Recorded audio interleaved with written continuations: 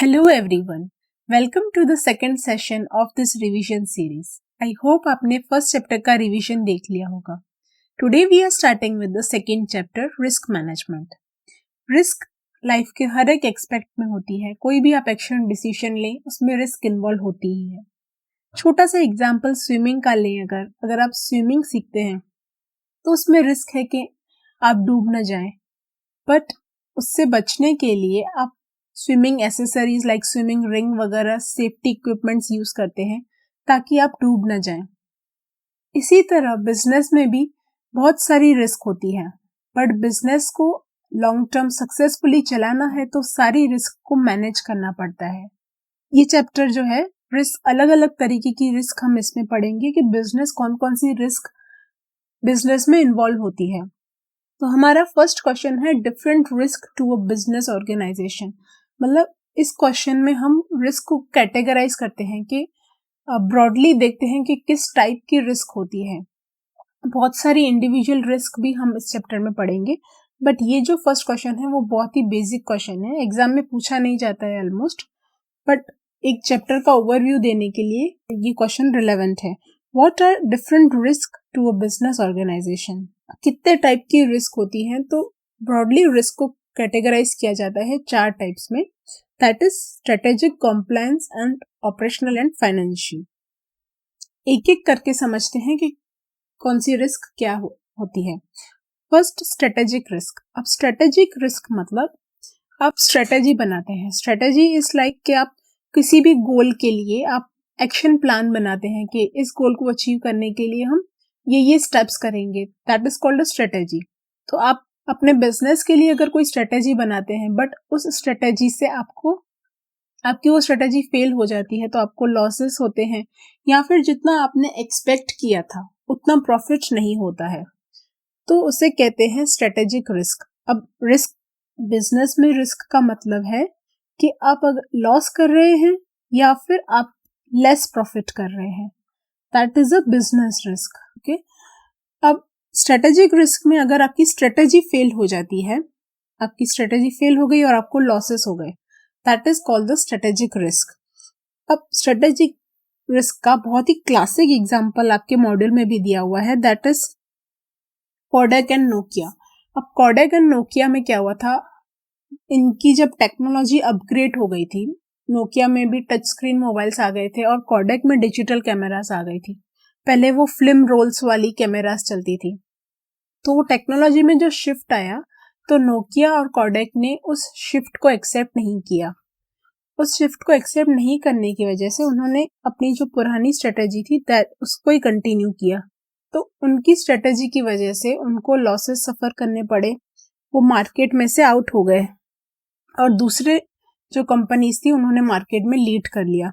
और इसका positive example एक है जेरोक्स का. Xerox is like photocopy machine में डील करता था. जब लेजर प्रिंटिंग का जमाना आ गया तो जेरोक्स कंपनी ने भी अपने जो फोटोकॉपी मशीन थी उसको शिफ्ट करके लेजर प्रिंटिंग के मॉडल पे आ गए. तो उन्होंने जो शिफ्ट किया, टेक्नोलॉजी के साथ जो अपडेट किया, उनकी वो जो स्ट्रेटेजी थी उनकी वजह से उनका जो रिस्क था फेलियर का वो बच गया. This is a classic example of risk management, strategic risk management. यहाँ पे रिस्क मैनेज हो गई थी, जबकि यहाँ दो कोडैक और नोकिया में उनको स्ट्रेटेजिक रिस्क सफर करना पड़ा था. दैट इज उनको लॉसेस सफर करने पड़े थे. तो हम फास्टली रीड कर लेते हैं इसे. Strategic risk is a chance that a strategy will result into the losses and a companies strategy becomes less effective. आपकी जो इफेक्टिवनेस है स्ट्रेटेजी की वो कम हो जाती है, उसकी वजह से आपको लॉसेस बियर करने पड़ते हैं. अब इसके वेरियस फैक्टर्स भी दिए हुए हैं जिसकी वजह से आपकी स्ट्रेटेजी फेल हो जाती है. Like consumer demand and preferences. आपकी कंज्यूमर की जो डिमांड है वही चेंज हो गई. डिमांड चेंज हो गई और आपने उसको अडेप्ट नहीं किया तो आपकी जो स्ट्रेटेजी है वो फेल हो जाएगी, जैसे नोकिया और कोडैक में हुआ था. Next is competitive pressure. Competitive pressure की वजह से ऐसा हो सकता है कि आपका जो प्रोडक्ट है वो मार्केट में प्लेस बराबर नहीं होगा. कॉम्पिटिटिव प्रेशर की वजह से आप मार्केट को कैप्चर नहीं कर पाएंगे. तो आपकी जो स्ट्रेटेजी है, आपने मार्केटिंग वगैरह की जो भी स्ट्रेटेजी लगाई होगी वो फेल हो जाएगी अगर आपके इंडस्ट्री में हाईली कॉम्पिटिटिव प्रेशर है तो। नेक्स्ट है मर्जर इंटीग्रेशन। मर्जर इंटीग्रेशन की वजह से भी जो आपने पॉलिसी स्ट्रेटेजी बनाई थी कंपनी की वो फेल हो जाएंगी। मर्जर के साथ क्या होगा, न्यू पॉलिसीज बनेगी, न्यू मैनेजमेंट होगा। तो इसी तरह senior management turnover. Senior management turnover मतलब आपका मैनेजमेंट बार बार चेंज होता जा रहा है। आप मर्जर लें या सीनियर मैनेजमेंट टर्नओवर लें तो आपका मैनेजमेंट ही चेंज हो जाएगा, तो आप फिर न्यू स्ट्रेटेजीज बनती हैं, न्यू स्ट्रेटेजीज के न्यू रिजल्ट्स होंगे, तो आपकी जो पुरानी स्ट्रेटेजीज हैं वो फेल हो जाएंगी। इन डिफरेंट फैक्टर्स की वजह से स्ट्रेटेजिक रिस्क अराइज होता है। अब नेक्स्ट है कंप्लायंस रिस्क। कंप्लायंस रिस्क क्या होता है कि कंपनी जो भी ऑपरेट करती है उनको बहुत सारे रूल्स एंड रेगुलेशंस फॉलो करने होते हैं, लाइक कंपनीज एक्ट, सेबी, अगर लिस्टेड कंपनी है तो सेबी एक्ट, ऐसे बहुत सारे रूल्स और रेगुलेशंस फॉलो करने होते हैं। फॉरेन एक्सचेंज में डील करते हैं तो फेमा वगैरह है। अगर कंपनी लॉज एंड रेगुलेशन को फॉलो नहीं करती है, उन्हें कंप्लाई नहीं करती है, देन कंपनी को कंप्लायंस रिस्क अराइज होगा। इस रिस्क में क्या होता है कि लॉसेस के आपको फाइन्स और पेनल्टीज भरनी पड़ती है या फिर कभी कभी इम्प्रिजनमेंट भी फेस करना पड़ता है। तो the compliance risk leads to the penalties in the form of fine and imprisonment. अगर कंपनी कंप्लाई नहीं करती है तो उसे कंप्लायंस रिस्क सफर करनी पड़ेगी। एक छोटा सा एग्जांपल आपके मॉड्यूल में दिया हुआ है, उसको देखते हैं। अगर आप जनरल इसको अच्छे से एग्जाम्पल समझना चाहे, प्रैक्टिकल एग्जाम्पल, तो टेलीकॉम सेक्टर में उनको लाइसेंस फी और स्पेक्ट्रम यूसेज फी भरनी पड़ती है, बट बहुत सारी कंपनीज ने वो फॉलो नहीं किया, तो उनकी वजह से उनको बहुत सारे पेनल्टीज और इंटरेस्ट लेवी हुए। आप देखेंगे 1.34 लाख करोड़ की फीस एंड पेनल्टीज लेवी हुई है टेलीकॉम सेक्टर की अलग अलग कंपनीज पे। तो this is a very practical example of a compliance risk. आपके मॉड्यूल में एक छोटा सा एग्जाम्पल है कि कंपनी है एक, वो शुगर बिजनेस में डील करती है, मतलब एग्जिस्टिंग उसके पास सीमेंट कंपनी है बट उसे शुगर बिजनेस में जाना है। तो शुगर बिजनेस में जाने के लिए आप देखेंगे तो हर एक अलग स्टेट के अलग अलग लॉस होते हैं शुगर के रिलेटेड। तो उन्हें अगर डिफरेंट स्टेट में ऑपरेट करना है तो उनको हर एक स्टेट के लॉस को कंप्लाई करना पड़ेगा।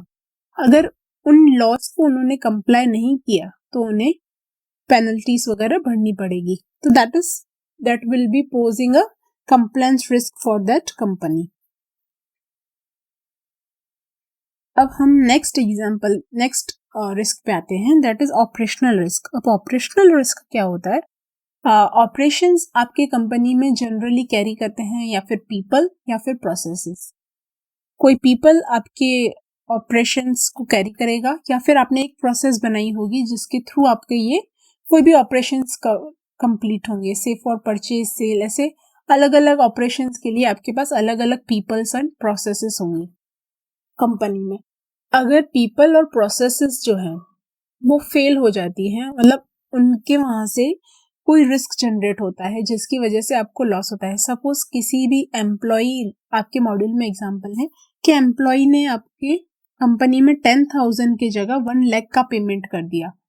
तो 1 लाख का पेमेंट कर दिया तो 90,000 का आपके पास लॉस आ गया due to inefficiency of a peoples की इनएफिशिएंसी या प्रोसेसेस की इनएफिशिएंसी की वजह से आपको ऑपरेशनल रिस्क सफर करनी पड़ सकती है।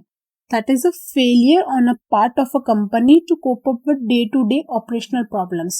उनकी जो डेली प्रॉब्लम्स हैं, अगर कंपनी उसको कोप अप नहीं कर पाती है तो ऑपरेशनल रिस्क अराइज होती है।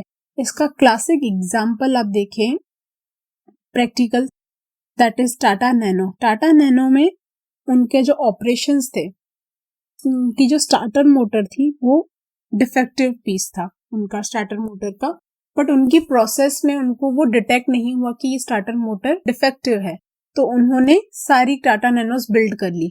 बट बिल्ड करने के बाद आप टाटा जानते हैं कि टाटा नैनो में बहुत सारे केसेस हुए बर्निंग के, तो उन्होंने रिकॉल किया, 1,40,000 नैनो कार्स को रिकॉल किया और उसकी कॉस्ट उनको फ्री में स्टार्टर मोटर रिप्लेस करके देने की कॉस्ट कंपनी को पड़ी 115 करोड़ का कॉस्ट कंपनी को लग गया। This is due to the operational mismanagement. Operational mismanagement की वजह से कंपनी को इतना हाई कॉस्ट बियर करना पड़ा। अब आते हैं नेक्स्ट फाइनेंशियल रिस्क पे। फाइनेंशियल रिस्क क्या होता है? दिस इज लाइक आपकी जो प्राइजेस है, ये इसमें सारे वो फैक्टर्स आते हैं जो फाइनेंस के रिलेटेड हैं।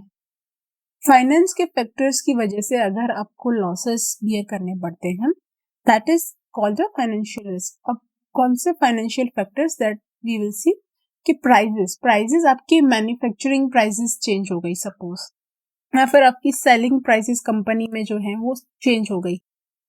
उन चेंजेस की वजह से आपको फाइनेंशियल रिस्क सफर करना पड़ सकता है। से फॉर एग्जांपल आपकी मैन्युफैक्चरिंग जो कॉस्ट है वो ज्यादा है, आपके जो कॉम्पिटिटर्स हैं उससे मैन्युफैक्चरिंग कॉस्ट आपकी ज्यादा है, तो आप प्रॉफिट जनरेट नहीं कर पाएंगे सफिशिएंट जितना दूसरे कॉम्पिटिटर्स जनरेट करेंगे। सेकंड है एक्सचेंज रेट। अगर आप फॉरेन डीलिंग्स करते हैं इंपोर्ट एक्सपोर्ट, तो एक्सचेंज रेट अगर चेंज होता है तो आपकी लायबिलिटीज चेंज हो जाती है, या फिर आपके जो कस्टमर से पैसे लेने हैं, सपोज आपने एक्सपोर्ट किया है बट एक्सचेंज रेट गिर गए तो आपको लॉसेस सफर करने पड़ेंगे due to change in exchange rate. Next is credit rating. अब क्रेडिट रेटिंग ऐसे अफेक्ट करता है, सपोज आपकी जो कंपनी की है वो क्रेडिट रेटिंग कम हो गई। अगर क्रेडिट रेटिंग कम हो गई तो आपको जो लोन्स वगैरह हैं इजीली नहीं मिलेंगे, या फिर हाई अमाउंट के लोन्स नहीं मिलेंगे, आपको ज्यादा सिक्योरिटी डिपॉजिट रखना पड़ेगा। तो इस तरह से क्रेडिट रेटिंग भी कंपनी के फाइनेंस को इम्पैक्ट करती है। नेक्स्ट है इंटरेस्ट रेट। अगर आपके जो इंटरेस्ट रेट है बोरिंग के वो ज्यादा है तो आपको फाइनेंशियल रिस्क जनरेट हो जाएगी, आपको फाइनेंशियली लॉसेस करने पड़ सकते हैं अगर आपका इंटरेस्ट रेट हाई है। दूसरा है कि पॉलिटिकल रिस्क। पॉलिटिकल रिस्क भी इस फाइनेंशियल रिस्क का डायरेक्ट पार्ट नहीं है, बट इनडायरेक्टली हम इसे इसका ही पार्ट गिनते हैं, क्योंकि बहुत बार ऐसा होता है कि कंपनी की जो प्राइसिंग वगैरह है या कंपनी के जो ऑपरेशंस हैं उसमें गवर्नमेंट का इंटरफेरेंस आ जाता है, पॉलिटिकल इंटरफेरेंस आ जाता है। तो वो मे बी फॉरेन कंट्री का इंटरफेरेंस हो या फिर लोकल गवर्नमेंट का हो, उनकी वजह से जो चेंजेस आते हैं, आप जो फाइनेंशियल लॉसेस बियर करने पड़ते हैं, that is also a part of a financial risk. तो हमारी चारों रिस्क कवर हो गई, strategic, compliance, operational and financial risk. चारों रिस्क हमने देख लिया। अब आते हैं हमारे नेक्स्ट क्वेश्चन पे, that is explain counter party risk with methods to identify the same and some techniques to manage it. अब ये काउंटर पार्टी रिस्क के बारे में, अब जितने भी हम यहाँ से रिस्क पढ़ेंगे, अब हम अलग अलग रिस्क के बारे में पढ़ेंगे। जितने भी रिस्क हम पढ़ेंगे उसके हम मेथड्स पढ़ेंगे, साथ ही साथ हम उसकी टेक्निक्स भी देखेंगे। मेथड्स जिनसे हम आइडेंटिफाई कर सकें कि हमारे कंपनी में ये रिस्क एग्जिस्ट करता है। नेक्स्ट है टेक्निक्स। टेक्निक्स किसके लिए? उनको मैनेज करने के लिए। तो सारी जो भी रिस्क हम पढ़ेंगे उनके 3 पार्ट्स पढ़ेंगे। हम पहले रिस्क समझेंगे, मेथड्स देखेंगे और टेक्निक्स देखेंगे। तो फर्स्ट हमारी counter party risk. Counter party risk क्या होता है? काउंटर पार्टी मतलब थर्ड पार्टी। किसी थर्ड पार्टी की वजह से आपको बिजनेस में लॉसेस हो, that is called the counter party risk. अब ये थर्ड पार्टी रिस्क सेल्स के थ्रू भी हो सकता है या फिर परचेज के थ्रू भी हो सकता है। सेल्स में आपने किसी को क्रेडिट पे गुड्स दिए हैं और उसने डिफॉल्ट कर दिया, दैट इज आपके लिए थर्ड पार्टी की वजह से आपको बिजनेस में लॉसेस हो गए। परचेज में से फॉर एग्जांपल आपने एडवांस पे किया है गुड्स के लिए, बट आपको गुड्स नहीं मिलते, फिर भी आपको लॉसेस सफर करने पड़ेंगे कि आप टाइमली डिलीवर नहीं कर पाएंगे गुड्स को, या फिर आपको आगे ज्यादा रेट में गुड्स लेने पड़ सकते हैं, कुछ भी हो सकता है। तो सेल्स या परचेज किसी भी एक्सपेक्ट में काउंटर पार्टी रिस्क आ सकता है। तो non honouring of obligation by counter party मतलब आपके कस्टमर ने आपकी जो ऑब्लिगेशंस थी उसको उसने नॉन ऑनर कर दिया, वो उसको पे नहीं कर रहा है, that is a counter party risk. या फिर failure to deliver the goods for payment already made. इन दोनों केसेस में काउंटर पार्टी रिस्क होता है। It also covers the credit risk. Credit risk मतलब बैंकिंग वगैरह के लिए वो क्रेडिट पे देते हैं पैसे वगैरह, तो उनके लिए अगर सामने वाला पर्सन डिफॉल्ट करता है तो उनके लिए वो क्रेडिट रिस्क बोलते हैं। That is also a part of a counter party risk. अब ये रिस्क का पता कैसे चले कि हमारे बिजनेस में ये रिस्क एग्जिस्ट करती है? The methods to identify the counter party risk. अब कौन से ऐसे फैक्टर्स होंगे या फिर ऐसी सिचुएशंस होंगी जिससे हमें पता चल सकता है कि हमारे बिजनेस में ये रिस्क आती है? थर्ड पार्टी की बात है तो या फिर आपकी थर्ड पार्टी ने लेट डाउन कर दिया, उसने क्लियरली ये आपको कन्वे कर दिया कि हम लोग पेमेंट नहीं देंगे, या फिर आपकी वो थर्ड पार्टी इंसॉल्वेंट हो जाती है। किसी भी केस में आपको थर्ड पार्टी वो पेमेंट देने से मना कर देगी, इंसॉल्वेंट हो जाएगी तभी भी, या फिर उसने लेट डाउन कर दिया कि हम पैसे नहीं देंगे। दोनों केसेस में आपको पता चल जाए कि आपके बिजनेस में काउंटर पार्टी रिस्क अराइज हो गई है। नेक्स्ट है कि आपने रिसोर्सेस लिए थे किसी से बट उन्होंने आपको टाइमली रिसोर्सेस नहीं दिए। Failure to obtain the necessary resources to complete the project. Suppose example लें, आप कंस्ट्रक्शन वगैरह का काम करते हैं तो आपने एडवांस पे किया है और आपको प्रोजेक्ट कंप्लीट करने के लिए आपको जो मटेरियल्स चाहिए वो डिलीवर नहीं होते हैं टाइमली, तो आपको क्या प्रोजेक्ट टाइमली कंप्लीट नहीं होगा तो उसकी वजह से आपको डिले चार्जेस वगैरह भरनी पड़ सकती है, या फिर जो मटेरियल है उसके लिए आपको दूसरा सप्लायर ढूंढना पड़ेगा जो आपको हो सकता है ज्यादा रेट पे दे। तो इस तरह से आपको बिजनेस में लॉसेस आएंगे अगर आपको टाइमली गुड्स डिलीवर नहीं होते हैं तो भी। या फिर हो सकता है कि रेगुलेटरी रिस्ट्रिक्शन फ्रॉम गवर्नमेंट, अगर गवर्नमेंट ही कोई रिस्ट्रिक्शंस लगा देती है, मे बी फॉरेन गवर्नमेंट या इंडियन गवर्नमेंट।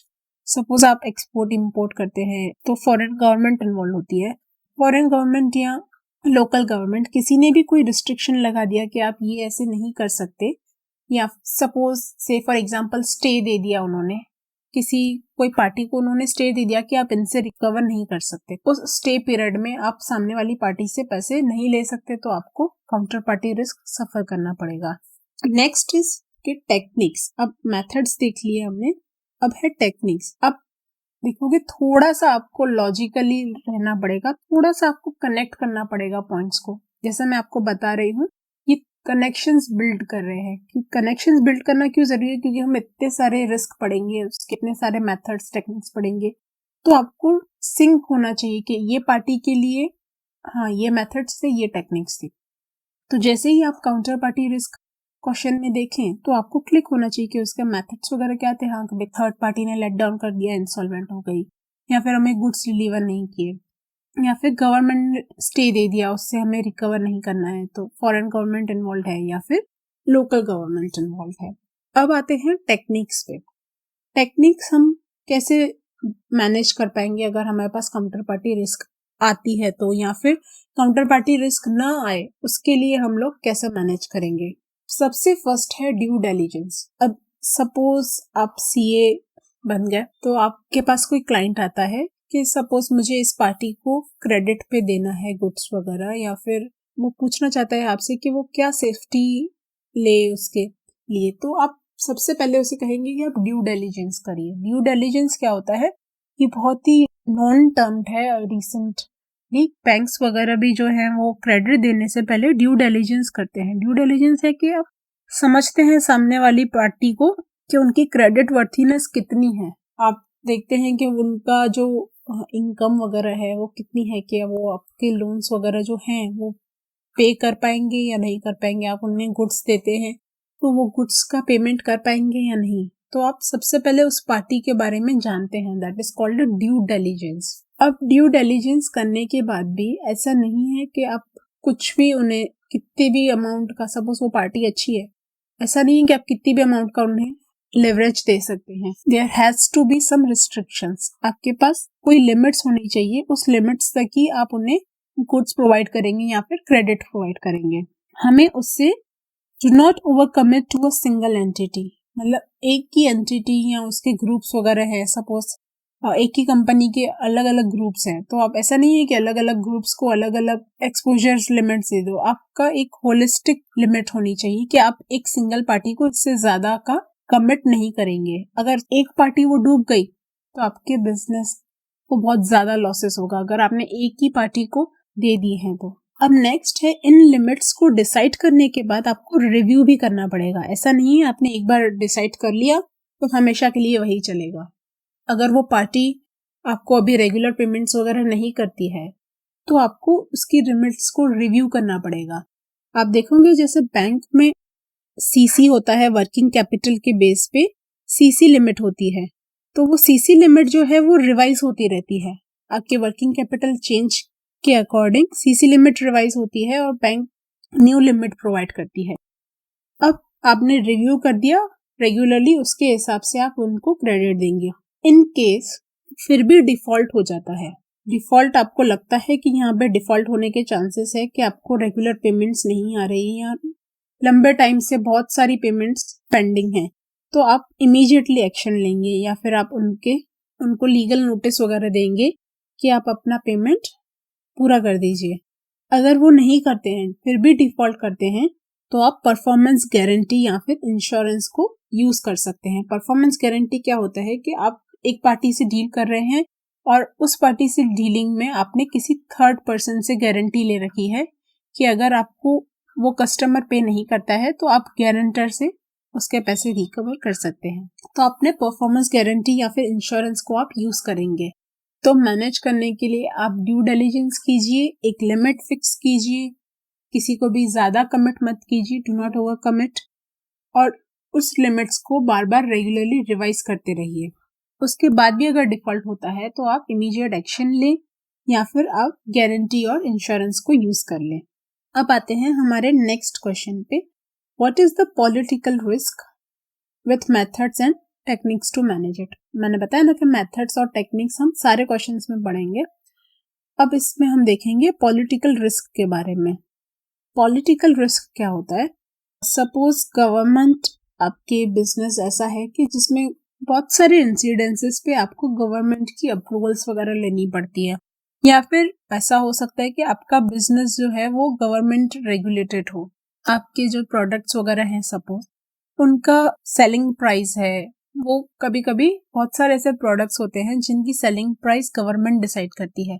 तो आपका ऐसा कोई प्रोडक्ट है जिसकी प्राइस कंट्रोल गवर्नमेंट के हाथ में है, तो गवर्नमेंट आपके बिजनेस को अफेक्ट कर सकती है। गवर्नमेंट के जो भी डिसीजन होंगे वो आपके बिजनेस को अफेक्ट करेंगे। गवर्नमेंट के जो वेरियस लॉज पॉलिसीज वगैरह है, आपको अप्रूवल्स वगैरह चाहिए, तो उन सब केसेस में आपको पॉलिटिकल रिस्क फेस करना पड़ सकता है। This risk is faced by an overseas investors as an adverse action by a government of host country में लीड टू ह्यूज लॉसेस। अब मेनली इसमें क्या होता है, ओवरसीज इन्वेस्टर्स को ये बहुत ज्यादा इम्पैक्ट करता है। क्यों? क्योंकि जो हम लोकल हैं, इंडियन है सपोज, तो इंडियन गवर्नमेंट के हमें लॉज एंड रेगुलेशंस पता होंगे, यहाँ पे गवर्नमेंट में क्या चेंज आ रहा है, कैसा गवर्नमेंट का अप्रोच है, वो सब हमें पता होगा। बट अगर ओवरसीज इन्वेस्टर है तो उनको यहाँ के गवर्नमेंट के बारे में, गवर्नमेंट के एक्शंस या फिर अप्रोचेस के बारे में इतना आइडिया नहीं होगा। तो ओवरसीज इन्वेस्टर्स को यहाँ की होस्ट कंट्री की जो गवर्नमेंट है उनकी एक्शंस की वजह से, सपोज उनका बिजनेस यहाँ पे है इंडिया में, ओवरसीज इन्वेस्टर्स का, तो इंडियन गवर्नमेंट के चेंजेस की वजह से उनको लॉसेस सफर करने पड़ सकते हैं। उसका जो मेन फैक्टर है दैट इज कॉन्फिस्केशन और डिस्ट्रक्शन ऑफ ओवरसीज प्रॉपर्टी। आपकी कोई प्रॉपर्टी वगैरह है, उस पर गवर्नमेंट ने कॉन्फिस्केशन कर दिया या फिर डिस्ट्रॉय कर दिया आपकी वो प्रॉपर्टी, या फिर आपकी जो पेटेंट्स हैं उनको इनवैलिडेट कर दिया। आपका जो सपोज प्रोडक्ट है वो पेटेंटेड था, बट यहाँ की जो गवर्नमेंट है उन्होंने आपका वो पेटेंट इनवैलिड कर दिया, उस प्रोडक्ट को यहाँ पे एज अ पेटेंटेड प्रोडक्ट नहीं सेल कर सकते, तो आपके बिजनेस को इम्पैक्ट आएगा उसकी वजह से। ऐसे केसेस में, या फिर अगर आपकी जो प्राइस कंट्रोल है प्रोडक्ट्स की वो गवर्नमेंट कंट्रोल करती है, गवर्नमेंट कंट्रोल करती है प्राइस प्रोडक्ट, तो फिर आपके बिजनेस को फाइनेंशियली लॉसेस हो सकते हैं। प्राइस अगर जो मैक्सिमम गवर्नमेंट ने सेट की है दैट इज नॉट अप्रोप्रिएट, तो आपके प्रॉफिट्स पे इम्पैक्ट आ सकता है। नेक्स्ट है कि आपको गवर्नमेंट ने रिस्ट्रिक्शन लगा दी बोरोइंग्स के लिए कि आप इससे ज्यादा अमाउंट बोरो नहीं कर सकते, या सपोज कन्वर्जन नहीं कर सकते, आप लोकल करेंसी में इस अमाउंट से ज्यादा कन्वर्जन नहीं कर सकते या रेमिट नहीं कर सकते अपने होम कंट्री में। किसी भी केसेस में, या फिर बोरोइंग पे, या फिर कन्वर्जन पे, या फिर रेमिटेंस पे, तीनों केसेस में अगर रिस्ट्रिक्शन आते हैं तो भी आपके फाइनेंस को इम्पैक्ट पड़ेगा। आप बोरोइंग नहीं कर पाएंगे, कन्वर्ट नहीं कर पाएंगे, रेमिट नहीं कर पाएंगे, तो आपके बिजनेस के प्रॉफिट को इम्पैक्ट पड़ेगा। अब ये रिस्क को आइडेंटिफाई कैसे करें, द मेथड्स फॉर आइडेंटिफिकेशन, ये जो भी हमने पढ़े, जैसे रिस्ट्रिक्शन आ गया कन्वर्जन पे, आपको लग रहा है कि गवर्नमेंट रिस्ट्रिक्शन लगाती है, आपको प्राइस फिक्सेशन गवर्नमेंट करती है, या फिर आपको रेसिडेंट इन्वेस्टर्स या लेबर के लिए गवर्नमेंट फोर्स करती है कि आपको जो ये प्रोजेक्ट यहाँ पे अगर आप चलाते हैं तो आपको यहाँ के लेबर यूज करना पड़ेगा, यहाँ के लोकल इन्वेस्टर्स ही यूज करने पड़ेंगे, तभी भी आपको ये पॉलिटिकल रिस्क फेस करनी पड़ सकती है।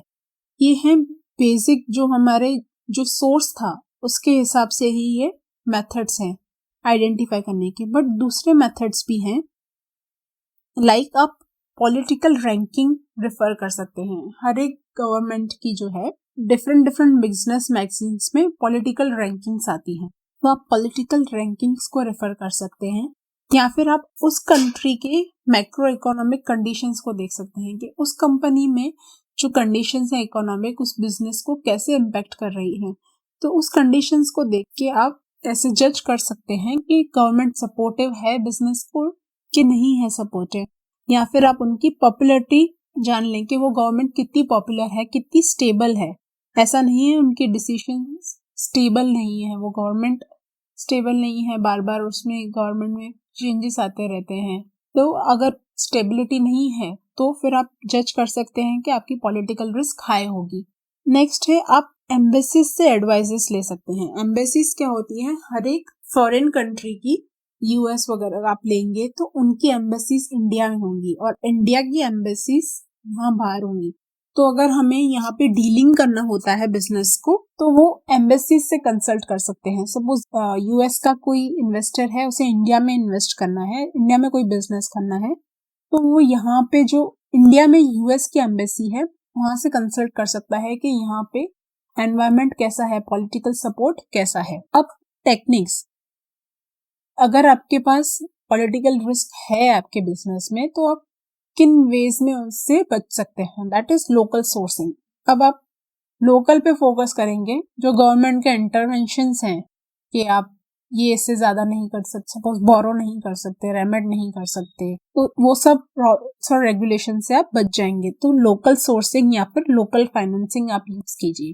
लोकल सोर्सिंग मतलब आपके जो रॉ मटेरियल्स वगैरह हैं आप कोशिश कीजिए कि आप उन्हें लोकल ही ले लें और लोकल ही फाइनेंस आप यूज कीजिए, न कि फॉरेन बोरोइंग्स आप यूज कीजिए, क्योंकि वहां पे बहुत सारी रिस्ट्रिक्शंस आ सकती हैं कि आप इससे ज्यादा बाहर का बोरो नहीं कर सकते। या फिर बहुत सारी कंपनीज हैं जो इंडिया में जॉइंट वेंचर के थ्रू ऑपरेट करती हैं। अब जॉइंट वेंचर के थ्रू ऑपरेट करने का बेनिफिट ये होता है वो इंडिया के रूल्स वगैरह को बहुत ज्यादा रिस्ट्रिक्शंस नहीं आ जाते हैं। एज अ फॉरेन कंपनी अगर यहाँ पे वो चलाते हैं उससे बेटर है वो जॉइंट वेंचर करके चलाएं किसी इंडियन कंपनी के साथ, तो उसमें उनको बहुत सारे रूल्स एंड रेगुलेशंस फॉलो नहीं करने पड़ते हैं, कंप्लायंसेस कम हो जाते हैं और उन्हें सपोर्ट में मिल जाता है लोकल कंपनीज का जो ऑलरेडी इंडिया में ऑपरेट कर रही हैं। दूसरा लास्ट ऑप्शन है कि आप प्रायर नेगोशिएशन कर लें। आप गवर्नमेंट से अपने जो बिजनेसेस के प्रोसेसेस वगैरह हैं, जो भी आपके बिजनेस के कंडीशंस हैं, वो आप प्रायर ही नेगोशिएट कर लें कि हम ये बिजनेस ऐसे करेंगे, इतना फाइनेंस रेस करेंगे यहाँ से। वो आपकी जो भी पॉलिसीज हैं वो आप पहले ही गवर्नमेंट से डिस्कस कर लें, that is a prior negotiation. आप किसी भी तरीके से local sourcing, local finance, joint venture या प्रायर नेगोशिएशन से पॉलिटिकल रिस्क को मैनेज कर सकते हैं। अब हम नेक्स्ट अपने क्वेश्चन नेक्स्ट रिस्क पे आते हैं। अब तक हमने दो रिस्क देख लिया, counter party risk and political risk. अब हम देख रहे हैं इंटरेस्ट रेट रिस्क। अब इंटरेस्ट रेट रिस्क क्या होता है, कंपनी की जो इन्वेस्टमेंट वगैरह है उनको इंटरेस्ट रेट से फर्क पड़ता है। से फॉर एग्जांपल कि अभी इंटरेस्ट रेट आपने इन्वेस्ट किया है, तब इंटरेस्ट रेट चल रहा था से फॉर एग्जांपल 9% और टुडे आज इंटरेस्ट रेट हो गया है से फॉर एग्जांपल 10%। तो जैसे अगर इंटरेस्ट रेट बढ़ता है तो आपके एसेट की वैल्यू कम होगी। एसेट की वैल्यू कम क्यों होती है? इंटरेस्ट रेट बढ़ गया, आपका 9 से 10% हो गया, तो आपकी जो 9% की इन्वेस्टमेंट होगी उसकी तो वैल्यू गिर जाएगी, क्योंकि करंटली मार्केट में 10% का इंटरेस्ट चल रहा है, तो आपकी 9% की इन्वेस्टमेंट की वैल्यू कम हो जाएगी। इंटरेस्ट रेट अगर बढ़ता है तो आपके एसेट की वैल्यू कम होती है, अगर इंटरेस्ट रेट गिरता है तो आपके एसेट की वैल्यू बढ़ती है। तो इंटरेस्ट रेट के फ्लक्चुएशन से आपको इन्वेस्टमेंट लॉसेस बियर करने पड़ सकते हैं। That is called a interest rate risk. Due to change in interest rate there is a potential for investment losses. ये बैंकिंग कंपनी के लिए बहुत ही इंपॉर्टेंट होता है, क्योंकि बैंक का जो मेन सोर्स है इनकम का that is a interest. Interest sensitive होती है बैंक की जो इन्वेस्टमेंट होती है, तो बैंक को ये इंटरेस्ट रेट रिस्क बहुत ज्यादा इम्पैक्ट करता है। अब methods to identify the interest rate risk, उसके मेथड्स क्या है कि आप जो इंटरेस्ट रेट है वो डिसाइड करती है गवर्नमेंट, तो आप गवर्नमेंट की एक्शंस को स्टडी कीजिए। जैसे अब डीमोनेटाइजेशन वगैरह हो गया, तो डीमोनेटाइजेशन से इंटरेस्ट रेट में बहुत ज्यादा इम्पैक्ट आ गया। अब गवर्नमेंट की मॉनेटरी पॉलिसीज को पढ़िए, तो ये है गवर्नमेंट, अगर गवर्नमेंट रेट डिसाइड करती है इंटरेस्ट रेट, तो आप गवर्नमेंट के बारे में स्टडी कीजिए, उनके एक्शंस और उनकी पॉलिसीज के बारे में। नेक्स्ट है कि आप इकोनॉमिक ग्रोथ देखिए कि कैसे ग्रो हो रहा है वहां पे, इकोनॉमिक ग्रोथ कैसी है। तो इकोनॉमिक ग्रोथ अगर स्टेबल होगी तो इंटरेस्ट रेट बहुत ज्यादा फ्लक्चुएट नहीं होंगे। अगर इकोनॉमिक ग्रोथ नहीं है, रिसेशन वगैरह चल रहा है, तो इंटरेस्ट रेट पे इम्पैक्ट आता है उसकी वजह से। तो आप इंडस्ट्रियल डेटा से भी इकोनॉमिक सर्वे कर सकते हैं कि जो भी इंडस्ट्रीज के डेटा आते हैं उनका आप स्टडी कीजिए, तो आपको पता चल जाएगा कि उस कंट्री की इकोनॉमी कैसी है। आप फॉरेन इन्वेस्टमेंट को भी स्टडी कर सकते हैं कि अगर फॉरेन इन्वेस्टमेंट अच्छी है कंट्री में तो स्टेबिलिटी रहेगी इंटरेस्ट रेट की। अगर फॉरेन इन्वेस्टमेंट कम है तो हो सकता है इंटरेस्ट रेट स्टेबल नहीं हो। या फिर आप स्टॉक मार्केट के चेंजेस को भी एनालिसिस कर सकते हैं। स्टॉक मार्केट चेंजेस से भी अगर मार्केट अच्छा परफॉर्म कर रहा है तो इंटरेस्ट रेट वगैरह भी स्टेबल रहेंगे। मार्केट में भी रिसेशन वगैरह का है पीरियड चल रहा है, तो उसमें इंटरेस्ट रेट आपके फ्लक्चुएट करते हैं। तो आप इकोनॉमिक ग्रोथ, इंडस्ट्री डेटा या फॉरेन इन्वेस्टमेंट या स्टॉक मार्केट के चेंजेस से भी आप आइडेंटिफाई कर सकते हैं कि इंटरेस्ट रेट कैसे रहेंगे, फ्लक्चुएट होंगे कि स्टेबल रहेंगे। तो आप आइडेंटिफाई कर पाएंगे कि रिस्क है कि नहीं है बिजनेस में। अगर रिस्क है तो कैसे मैनेज करेंगे, टेक्निक्स टू मैनेज। अब मैनेज करेंगे हम इंटरेस्ट रेट फ्यूचर्स या फॉरवर्ड से। अब ये सब क्या है? डेरिवेटिव इंस्ट्रूमेंट्स हैं। These are the derivative instruments. इनका हम डिटेल पढ़ेंगे डेरिवेटिव चैप्टर में, इनको हम डिटेल से पढ़ेंगे, बट आपको ओवरव्यू दे देती हूँ। तो इसमें हम क्या करते हैं, एक लिमिट लगा देते हैं। हम एक लिमिट लगा लेते हैं कि हमारा जो फ्यूचर्स या फॉरवर्ड परचेज करके या स्वैप करके हम एक लिमिट डिसाइड करते हैं कि कुछ भी इंटरेस्ट में चेंजेस हो जाए, हमारा इंटरेस्ट रेट फिक्स हो जाएगा। ठीक है, से फॉर एग्जांपल हमने बोरिंग वगैरह की है, तो हम लोग सपोज फिक्स कर देते हैं कि हम 7% इंटरेस्ट पे करेंगे। अगर फ्यूचर में इंटरेस्ट 8% भी हो जाता है, 10% भी हो जाता है, हम जो कंपनी है वो 7% से ही पे करेगी। तो इस तरह से ये बेसिक अंडरस्टैंडिंग है, इस तरह से फ्यूचर एंड फॉरवर्ड स्वैप्स वगैरह वर्क करते हैं। इनका डिटेल हम डेरिवेटिव चैप्टर्स में पढ़ेंगे। तो इंटरेस्ट रेट जैसे बढ़ता है तो एसेट की वैल्यू कम हो जाती है आपकी। अब नेक्स्ट है करेंसी रिस्क। करेंसी रिस्क मतलब अगर आप एक्सपोर्ट इंपोर्ट में डील करते हैं तब आपको ये रिस्क अफेक्ट करती है, अदरवाइज नहीं करती है।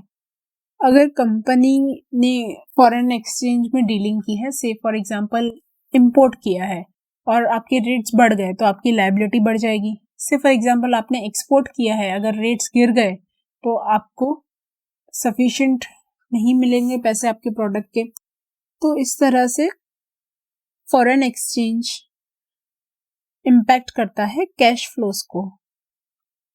This is called the currency risk. अब ये इन्फोसिस वगैरह है जो एक्सपोर्ट करती है सर्विसेज को, इनको ज़्यादा अफेक्ट करेगा, या फिर ऑयल रिलेटेड कंपनी है जो इंपोर्ट करती हैं ऑयल्स को, तो उन कंपनीज को ये करेंसी रिस्क ज़्यादा इम्पैक्ट करता है। अब मेथड्स टू आइडेंटिफाई, आप कैसे आइडेंटिफाई करेंगे? जो करेंसी रेट है वो भी गवर्नमेंट ही डिसाइड करती है। अब गवर्नमेंट डिसाइड करती है तो आपको गवर्नमेंट की एक्शंस समझनी होगी, या फिर गवर्नमेंट में क्या चेंजेस आ रहे हैं। गवर्नमेंट में अगर चेंजेस आते हैं तो वो भी इम्पैक्ट करेंगे आपके करेंसी रेट्स को। गवर्नमेंट एक्शन का एक क्लासिक एग्जाम्पल है कि यूके गवर्नमेंट ने जब यूरोपियन यूनियन से डाइवोर्स लिया था, मतलब उन दोनों ने आपस में बिजनेस ट्रांजैक्शंस बंद कर दिए थे, तो पाउंड जो है वो अपने लोएस्ट पे आ गया था। तो इस तरह से गवर्नमेंट की जो डिसीशंस वगैरह हैं, एक्शंस वगैरह हैं, कि सपोज किसी एक गवर्नमेंट ने दूसरी कंट्री के साथ बिजनेस डीलिंग्स को बंद कर दिया, तो वो बहुत इम्पैक्ट करेगा उनकी करेंसी पे भी। या फिर चेंज इन गवर्नमेंट, अगर गवर्नमेंट ही चेंज हो जाती है तो तब उनका करेंसी के तरफ जो एटीट्यूड है वो सब अलग होगा, तो this will also affect the currency rates. Next है नॉमिनल इंटरेस्ट रेट। अब कंट्री का इंटरेस्ट रेट या फिर इन्फ्लेशन रेट, आप अगर वो स्टडी करेंगे तभी भी आप उसकी करेंसी की स्टेबिलिटी पहचान सकते हैं। अगर इंटरेस्ट रेट जो है वो ज़्यादा फ्लक्चुएट नहीं कर रहे हैं, या जो इन्फ्लेशन है वो भी प्रॉपर है, अगर इन्फ्लेशन प्रॉपर है तो आप डिसाइड कर सकते हैं कि यहाँ की जो करेंसी है वो किस तरह से ऑपरेट करेगी, क्या वो आगे बढ़ेगी, इसके रेट्स बढ़ेंगे या फिर कम होंगे। तो आप इंटरेस्ट रेट की फ्लक्चुएशन या फिर इंटरेस्ट रेट और इन्फ्लेशन रेट की फ्लक्चुएशन से आप स्टडी कर सकते हैं कि आपके जो करेंसी रेट्स हैं वो कैसे फ्लक्चुएट करेंगे। नेक्स्ट एक्स्ट्रा ऑर्डिनरी, ये इसको कंडीशन हम एक्स्ट्रा ऑर्डिनरी सिचुएशन कह सकते हैं कि नेचुरल कैलामिटी कोई आ गई, नेचुरल कैलामिटी की वजह से वहाँ की जो करेंसी होगी उस कंट्री की वो भी इम्पैक्ट होगी। से फॉर एग्जांपल कहीं पे बहुत ज़्यादा फ्लड्स वगैरह आ गए या फिर अर्थक्वेक वगैरह आ गए किसी कंट्री में, और बहुत ज़्यादा इम्पैक्ट पड़ा है उसका कंपनीज वगैरह पे, उस कंट्री की अर्निंग्स वगैरह पे बहुत इम्पैक्ट पड़ा है, तो वो नेचुरल कैलामिटी का इम्पैक्ट उस करंट कंट्री के करेंसी पे भी आता है। तो this is an extra ordinary situation, but हाँ उसका भी इम्पैक्ट करेंसी पे आता है, तो उसकी वजह से भी आपको करेंसी रिस्क सफर करनी पड़ सकती है। तो गवर्नमेंट एक्शन या फिर चेंज इन गवर्नमेंट या फिर आप इंटरेस्ट रेट और इन्फ्लेशन रेट से स्टडी कर सकते हैं करेंसी रेट कैसे फ्लक्चुएट करेंगे।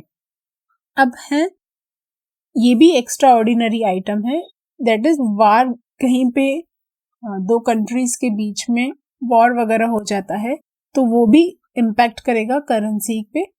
उस कंट्री की करेंसीज जिनके बीच में वॉर हो रहा है तो उस कंट्री का इकोनॉमिक बहुत डाउन हो जाएगा और उनकी करेंसी रेट्स भी गिर जाएंगे, तो this will affect the currency. अब इनको मैनेज कैसे करेंगे? इनको मैनेज भी फ्यूचर ऑप्शंस या फॉरवर्ड स्वैप से करेंगे, that is the derivative instruments. तो इन फ्यूचर ऑप्शंस फॉरवर्ड स्वैप से हम एक करेंसी को मैनेज कर पाएंगे, करेंसी रिस्क को। जैसे इंटरेस्ट को मैनेज कर सकते हैं उसी तरह हम करेंसी रिस्क को भी डेरिवेटिव से मैनेज कर सकते हैं।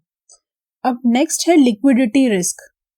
लिक्विडिटी रिस्क क्या होता है कि आपकी कंपनी की लिक्विडिटी सफिशिएंट नहीं है। लिक्विडिटी मतलब कि आपको जो लायबिलिटीज पे करनी है उतना आपके पास इनफ्लो ही नहीं है। आपकी जो लायबिलिटीज हैं और एसेट्स हैं, मतलब आपका जो कैश आता है और कैश जाता है उन दोनों में मिसमैच है। आपके पास आता 90,000 है से फॉर एग्जांपल, और आपको पे करना है 1 लाख, तो आपके पास सफिशिएंट कैश ही नहीं होगा आपकी लायबिलिटीज को पे करने के लिए। तो inability of organisation to meet the liabilities whenever they become due. आपकी जब लायबिलिटीज ड्यू हो जाती हैं तब आप पे नहीं करते हैं, दैट इज कि आपकी कंपनी लिक्विडिटी नहीं है, आपकी कंपनी लिक्विड नहीं है। And this risk arise when unable to generate the adequate cash or mismatch in period of cash flow generations।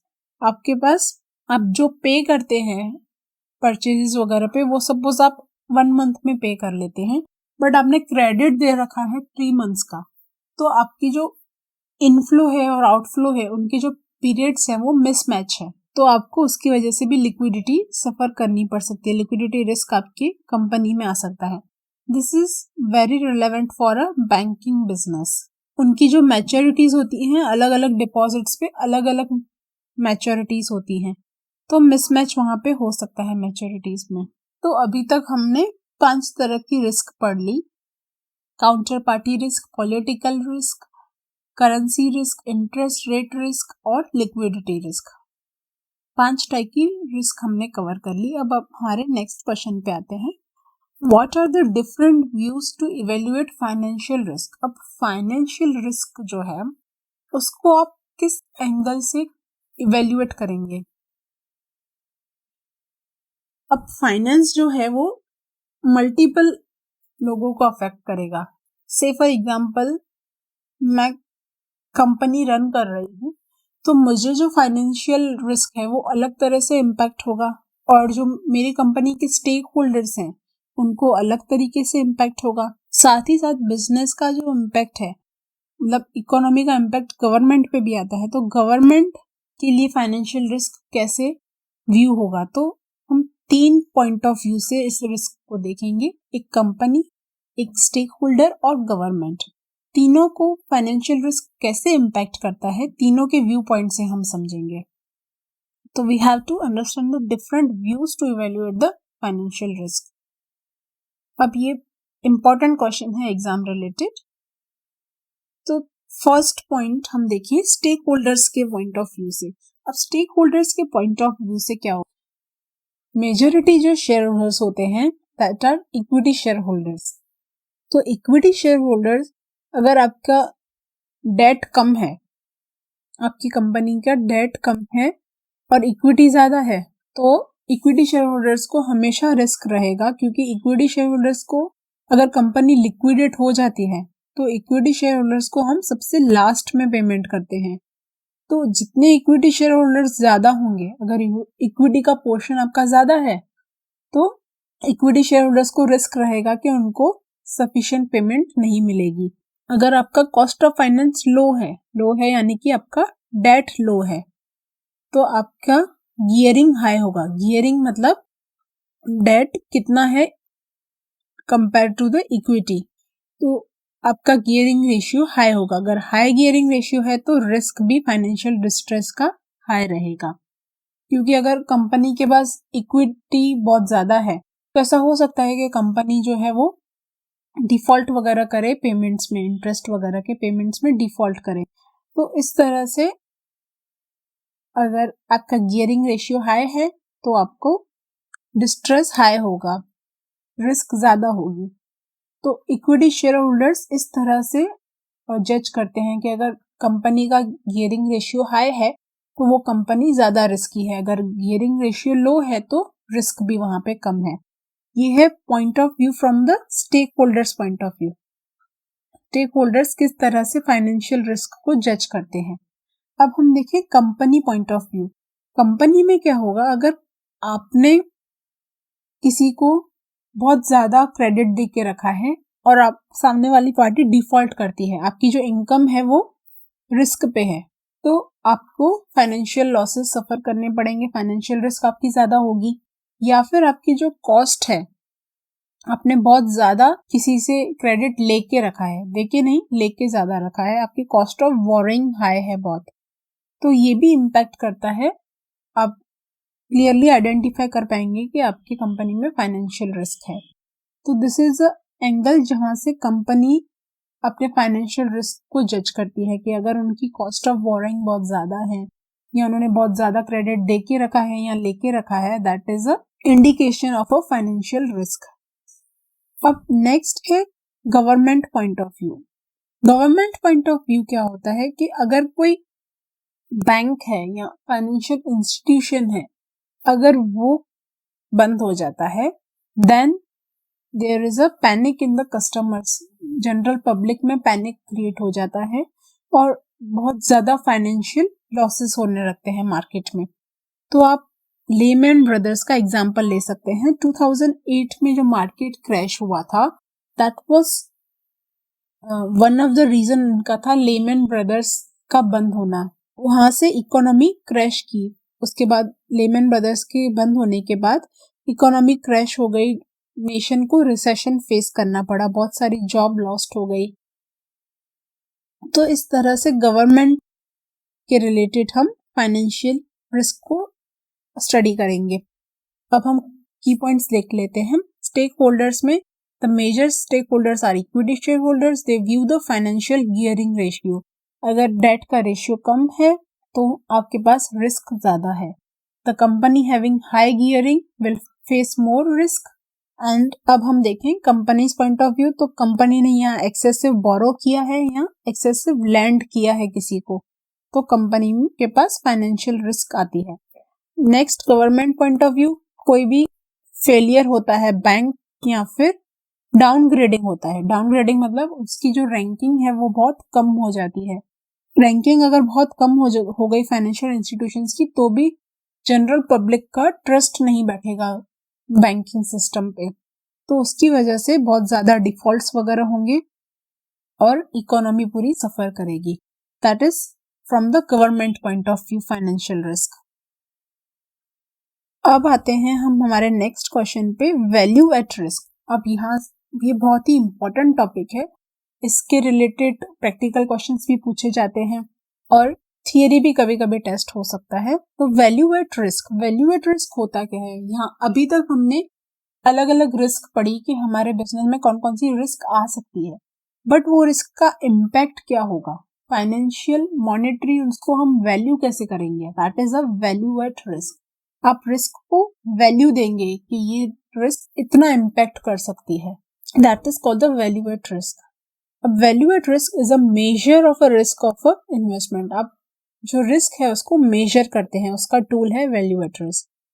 That how much an investment might lose, आपकी जो investment है वो कितनी सफर कर सकती है, that is denoted by a value at risk. Value at risk है वो दो क्वेश्चन का आंसर करता है। कौन से दो क्वेश्चंस? कि वर्स्ट केस सिनेरियो में क्या होगा और आपको कितना लॉस होगा।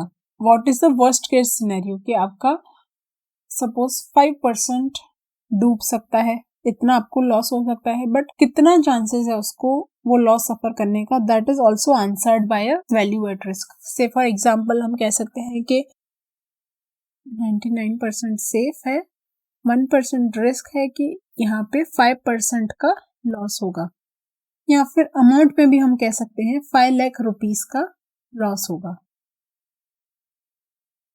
तो इन ये दोनों जो एस्पेक्ट्स हैं वो वैल्यू एट रिस्क कवर करता है।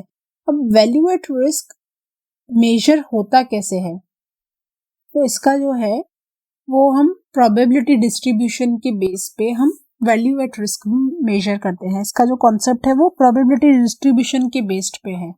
तो आप देखेंगे तो नॉर्मल डिस्ट्रीब्यूशन जो है वो ऐसा बेल शेप का, this is called a bell. आप किसी मंदिर वगैरह में आपने बेल देखी होगी या फिर स्कूल्स वगैरह में बेल होती है, इलेक्ट्रिक बेल नहीं, जो सिंपल नॉर्मल बेल्स आती हैं, उन बेल्स के शेप में ये स्टैंडर्ड नॉर्मल डिस्ट्रीब्यूशन का कर्व होता है। अब ये डिनोट क्या करता है? सपोज आपके यहाँ पे ये जो पॉइंट है, यहाँ पे इस वैल्यू पे इसे हम z कहते हैं। सी फॉर एग्जाम्पल z है यहाँ पे, दिस इज 0.82, यहाँ पे हमें एग्जाम्पल दिया हुआ है 0.82 का। यहाँ पे कोई भी z की वैल्यू आप लेंगे, उस z पे रिस्क कितना होगा? टू द लेफ्ट जो एरिया है, ये लेफ्ट में जो एरिया है वो डिनोट करता है रिस्क, और यहाँ पे जो ब्लू एरिया है टू द राइट, ये डिनोट करता है कॉन्फिडेंस, कि आपका जो इन्वेस्टमेंट है वो कितना रिस्क पे है, that is denoted by this curve. अब फीचर्स क्या है वैल्यू एट रिस्क की? तो ये टाइम पीरियड बताता है। Time period value at risk denote कैसे होता है? हम कहते हैं 1 डे वैल्यू एट रिस्क और 99% इज 2%। इस तरह से हम वैल्यू एट रिस्क को डिनोट करते हैं। एक दिन के लिए हमारी इन्वेस्टमेंट 2% गिर सकती है और उसके चांसेस हैं 1% कि वो गिरेगी। ये 99% जो है वो कॉन्फिडेंस लेवल होता है कि 99% तो हमें एक दिन में 2% से ज्यादा हमारी इन्वेस्टमेंट नहीं गिरेगी। तो हमारे जो वैल्यू एट रिस्क है वो क्या क्या डिनोट करता है? This is time period, confidence and loss कितना होगा, परसेंटेज या फिर अमाउंट में। तो उसके 3 components, time period, confidence level और लॉस इन परसेंटेज और अमाउंट। अब ये जो है स्टैटिस्टिकल मेथड है, स्टैंडर्ड डेविएशन के बेस पे स्टैटिस्टिकल मेथड से हम वैल्यू एट रिस्क कैलकुलेट करते हैं। इसमें हम प्रोबेबिलिटी को कंसीडर करते हैं कि हमारा लॉस होने की प्रोबेबिलिटी कितनी है। मैक्सिमम लॉस को हम प्रिडिक्ट करते हैं कि क्या प्रोबेबिलिटी है वो लॉस सफर करने की। टाइम हॉरिजन मतलब अलग अलग वैल्यू एट रिस्क हो सकता है। एक दिन के लिए भी आप मेजर कर सकते हैं, एक वीक के लिए भी, और एक 1 मंथ के लिए भी आप मेजर कर सकते हैं। ऐसे अलग अलग एस्पेक्ट्स में आप उसको मेजर कर सकते हैं। नेक्स्ट है कंट्रोल रिस्क। कंट्रोल रिस्क मतलब एक लिमिट आ जाती है। वैल्यू एट रिस्क एक लिमिट मेजर करता है कि इस अमाउंट से ज्यादा हमें लॉस नहीं होगा। से फॉर एग्जांपल 5% का लॉस, तो एक लिमिट आ गई कि इससे ज्यादा मैक्सिमम लॉस नहीं होगा, तो ये रिस्क को कंट्रोल हुआ। मैक्सिमम लॉस 5%, तो रिस्क हमारी कंट्रोल में आ गई। अब ये इंडिकेट किससे होता है? Z score. अब जेड स्कोर क्या होता है? मैंने यहाँ पे आपको बताया कि जो भी हमारी वैल्यूज होती हैं उसको हम स्टैंडर्डाइज कर देते हैं। This is a standard normal distribution. अब स्टैंडर्ड नॉर्मल डिस्ट्रीब्यूशन में ये जो हमारी वैल्यूज हैं उसको हम जेड से डिनोट करते हैं। जेड है स्टैंडर्डाइज करने के लिए। अब स्टैंडर्डाइज कैसे होता है? आपकी कोई भी वैल्यू है, से फॉर एक्स, उसको आप एवरेज से माइनस करते हैं कि आपकी जो वैल्यू है वो एवरेज से कितना दूर है। स्टैंडर्ड डेविएशन मतलब वो कितना डेविएट होती है स्टैंडर्ड से। स्टैंडर्ड है आपका एवरेज, आप एवरेज मीन वगैरह इसको कंसीडर कर सकते हैं। तो एवरेज मीन से आपकी जो वैल्यू है वो कितना दूर है।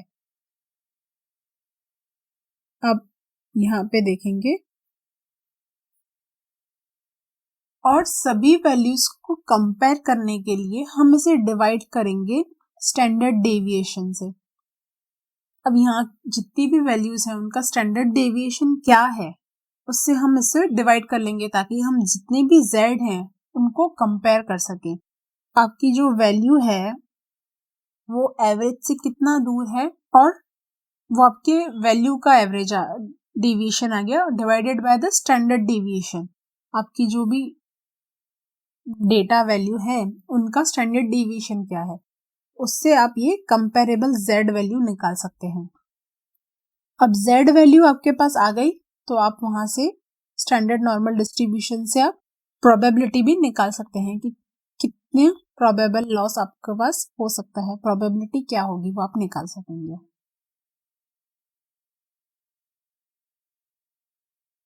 This is based on a standard deviation and z score कि कितना मीन से हम दूर हैं। अब आते हैं एप्लीकेशन पे। ये वैल्यू एट रिस्क कहाँ कहाँ पे अप्लाई होता है? बैंकिंग वगैरह कंपनीज भी वैल्यू एट रिस्क को फॉलो करती हैं क्योंकि उनके जो एसेट लायबिलिटीज हैं उनको मेजर करने के लिए कि कितनी रिस्क वगैरह इन्वॉल्व है, एज अ उसे टूल यूज करती हैं वैल्यू एट रिस्क को। या फिर आप मेजर कर सकते हैं कितना लॉस होगा मैक्सिमम लॉस आपको मेजर करना हो तो भी वैल्यू एट रिस्क अप्लाई होता है। या फिर बेंचमार्क फॉर परफॉर्मेंस कि सपोज आपके पास 2 इन्वेस्टमेंट है और एक की वैल्यू एट रिस्क है एक दिन की 99% पे 2% और दूसरी इन्वेस्टमेंट की 1 डे 99% वैल्यू एट रिस्क है से फॉर एग्जांपल 3%। तो आप दोनों को कंपेयर करके बेंचमार्क भी आप लगा सकते हैं कि दिस इज अ बेंचमार्क, इससे इन्वेस्टमेंट अच्छा परफॉर्म करेगी, वैल्यू एट रिस्क के आप मेजर कर सकते हैं। यहाँ आप फिक्स कर सकते हैं लिमिट्स के यहाँ पे ये परसेंट इस इन्वेस्टमेंट में हम इतना ही इन्वेस्ट करेंगे। इस तरह से आप अपनी ट्रेडिंग स्ट्रेटेजीज वगैरह भी फ्रेम कर सकते हैं, लिमिट्स फिक्स कर सकते हैं। अब साइबर रिस्क, अब हमने जो रिस्क पढ़ी रिसेंटली नवंबर 21 में ये साइबर रिस्क का क्वेश्चन पूछा गया है, बट इसके आंसर में सिंपल इसकी डेफिनेशन ही समझाई गई है। आगे जो हमने रिस्क पढ़ी उसके हमने मेथड्स और टेक्निक्स वगैरह भी पढ़े, बट ये रिस्क के बारे में आपको डिटेल में दिया नहीं हुआ है। एक सिंपल क्वेश्चन पूछा गया था नवंबर 21 एमटीपी में। तो साइबर रिस्क क्या होता है, आप रिसेंट सिनेरियो देखेंगे तो आईटी का जो इन्वॉल्वमेंट है वो बहुत ज़्यादा बढ़ गया है। हमारे कोई भी बिजनेस में हो आईटी यूज़ होता ही है, तो जितना आईटी का यूज़ बढ़ेगा उतना ज़्यादा चांसेस है साइबर रिस्क का। साइबर रिस्क क्या होता है, साइबर रिस्क मतलब आईटी में सबसे जो क्रूशियल है दैट इज द डेटा। आपका डेटा अगर मिसयूज होता है, आपका डेटा अगर लीक हो गया कहीं किसी अनऑथोराइज्ड पर्सन के पास, that is called a cyber risk. अब साइबर रिस्क की वजह से आपको हो सकता है कि केसेस वगैरह, आईटी जो एक्ट है उसके अंडर में केसेस वगैरह भी चलते हैं, तो आपको पेनल्टीज वगैरह भी भरनी पड़ सकती है। That is a part of a cyber risk. The risk of damages on account of being a victim of cyber attack due to which data of customers or vendor was leaked to an unauthorized malevolent entity। मतलब suppose आप जो भी data collect करते हैं अपने customers या vendors का, वो आप सेफली नहीं रखते हैं, वो आपका डेटा एनक्रिप्टेड नहीं होता है और किसी अदर पर्सन ने आपका वो डेटा हैक कर लिया, या फिर कंपनी के किसी एम्प्लॉय ने वो डेटा ट्रांसफर कर दिया किसी अनऑथोराइज्ड पर्सन को, तो उन केसेस में कंपनी को साइबर रिस्क का इम्पैक्ट आ सकता है, उनको लॉसेस वगैरह आ सकते हैं। अब आते हैं हमारे प्रैक्टिकल क्वेश्चंस पे। अब इसके प्रैक्टिकल क्वेश्चन करने से पहले थोड़ा मैं आपको वैल्यू एट रिस्क के फॉर्मूला का ओवरव्यू दे देती हूँ, थोड़ी सी अंडरस्टैंडिंग उसके रिलेटेड। अब वैल्यू एट रिस्क के हमने पढ़े 3 कंपोनेंट्स, दैट इज एक टाइम फैक्टर पढ़ा, दूसरा हमने पढ़ा कॉन्फिडेंस लेवल, नेक्स्ट हमने पढ़ा लॉस, कि कितना लॉस होगा। ये 3 फैक्टर्स हैं वैल्यू एट रिस्क के। इसकी जो फॉर्मूला है वो भी इन्हीं फैक्टर से डिराइव होती है। तो वैल्यू एट रिस्क का हम फॉर्मूला देखेंगे तो दैट इज स्टैंडर्ड डेविएशन। अब स्टैंडर्ड डेविएशन क्या डिनोट करता है, loss multiply by Z score. Z score क्या होता है, कॉन्फिडेंस लेवल। हर एक कॉन्फिडेंस लेवल के लिए एक जेड स्कोर होता है। से फॉर एग्जांपल मैं कहती हूँ कि हम कॉन्फिडेंस लेवल है 99%, तो उसका एक जेड स्कोर होगा जो ये प्रोबेबिलिटी को डिनोट करता है। ये प्रोबेबिलिटी है, इसको डिनोट करने के लिए होता है जेड स्कोर। तो जेड स्कोर कॉन्फिडेंस लेवल को डिनोट करता है। नेक्स्ट आता है टाइम। टाइम का इसमें हम लेते हैं under root of T, under root लिया जाता है, this is a time factor. तो ये वैल्यू एट रिस्क की फॉर्मूला बन गई हमारी।